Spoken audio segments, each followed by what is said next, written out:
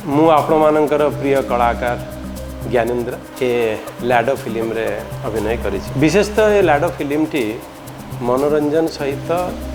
परिवेशर सचेतनता प्रकृतिर सचेतनता को मध्य गुरुत्व दि जाइए ताकू एकात्म करी प्रकृतिर कल्याण आउ परिवेशर सुरक्षा एक गुरुत्व भाव में गोटे संदेश दि जाइए समाज को। विशेषतः आमती अनेक आपण मान प्रिय बड़ बड़ कलाकार माने तांकर जीवंत तांकर अभिनय द्वारा आहरी मनमुग्धकर करछंती आहरी मनोरंजन करछंती। निश्चिंत भाव आपको भल लगे जी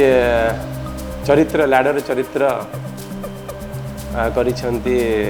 शुभम भाई बहुत परिश्रम करिछंती तांकर बहुत प्रचेष्टा रही बहुत कष्ट कर से फिल्म पाई एवं से जन जे प्रकृति को भल पाइबा प्रकृति को स्नेह पहुँचेबा प्रकृति गहणे रहिबा ए सचेतनता पर बहुत किसी संदेश देवा चाहती जोटा निश्चिंत भाव आपको भल लगे। आउ मुख्य जिनस है जो निर्देशक अच्छा आमर बहुत पुराना निर्देशक आमर द मोस्ट लविंग डायरेक्टर जड़े युव दक्ष डायरेक्टर निर्देशक जी कि तांकर प्रत्येक स्नेह तांकर अगाढ़ विश्वास सह एवं तांकर प्रचेष्टा बहुत रही बहुत समय देते भावुँ निश्चिंत भाव में अनेक कार्य देखी थे भावुँ ये कार्यटी अति भल लगे समस्त को। आमती कि जमी मुझे कहबी लड्डू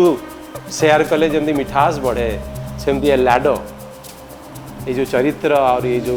सचेतनता समाज को दी जाइए जदि आपको आपण मैंने गुरुतर भाव में शेयर करेंगे ताहले ये प्रकृति में मिठास आम जीवन में मिठास आहर अधिका बढ़ी चलो। आ ये लाडो मुवी अनेक सुंदर सुंदर गीत भी रही मनोरंजन गीत रही आपण मानू एति कहबी जी लाडो मुवीर किसी गीत उपरे जदि किसी रील्स करी बा छोट गछटिए लगे रील्स करेंगे कौन सी गीत उपरे रील्स करी पठेबे बाई लाडो चरित्र उपरे किसी जदि मनोरंजन टाइप किसी एंटरटेनमेंट किसी वीडियो करी पठेबे ये सब उपरे आपण मान प्रति मध्य गोटे भल पाइबा गिफ्ट भी रही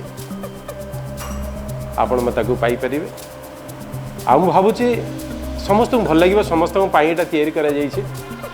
निश्चिंत भाव में आर मौलिक गुरुत्व क्या देती निश्चिंत आसिले आप जापर बहु परिवेश को भल पातु आपणकर आशीर्वाद आम समस्त निहाती जरूरी भल पाइबा दिंतु आशीर्वाद दिंतु। Thank you.